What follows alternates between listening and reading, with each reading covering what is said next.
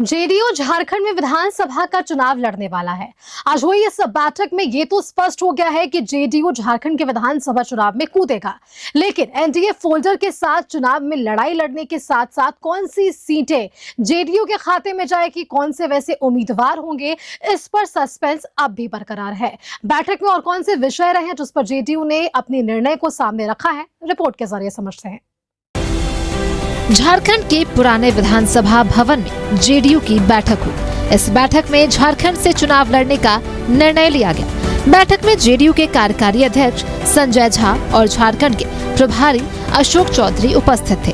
बैठक के बाद पत्रकारों से बातचीत करते हुए दोनों नेताओं ने कहा कि जेडीयू एनडीए फोल्डर से चुनाव लड़ना चाहता है, लेकिन अब तक सीटों पर कोई चर्चा नहीं हुई है।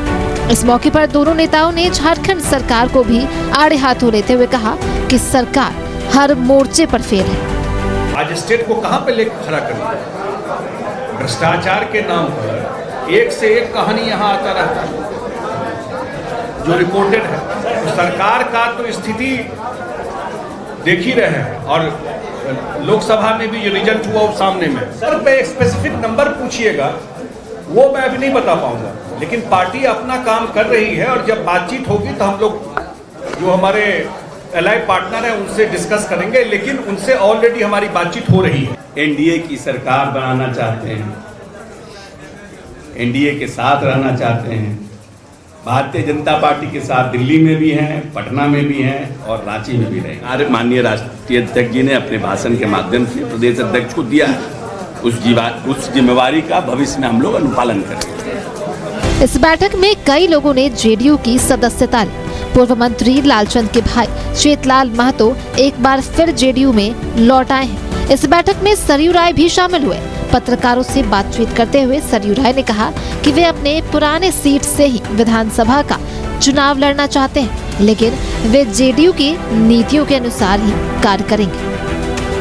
चुनाव लड़ेंगे, हाँ चुनाव लड़ेंगे। सीट वही होगा? सीट वही, मैं तो उसी सीट से तैयारी कर रहा हूँ, लगा हुआ हूँ लगातार, अभी भी सक्रिय हूँ, तो मैं तो उसी सीट से दावेदार हूँ।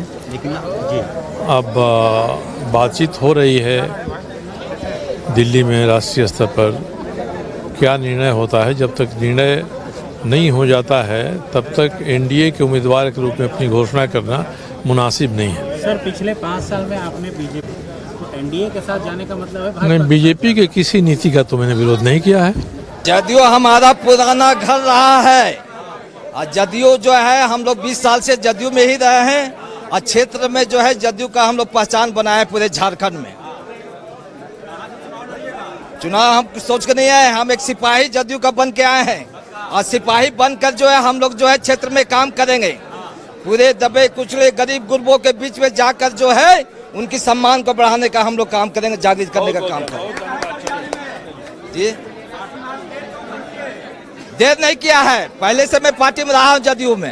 कार्यकारी अध्यक्ष संजय झा ने अपने संबोधनों में केंद्र और राज्य सरकार पर जमकर हमला बोला।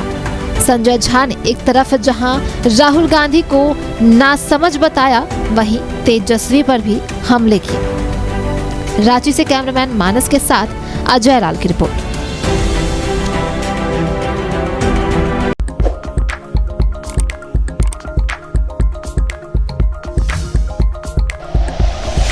Like and share videos, subscribe करें हमारा चैनल और प्रेस करें बेल आइकॉन। News 11 भारत, सच है तो दिखेगा।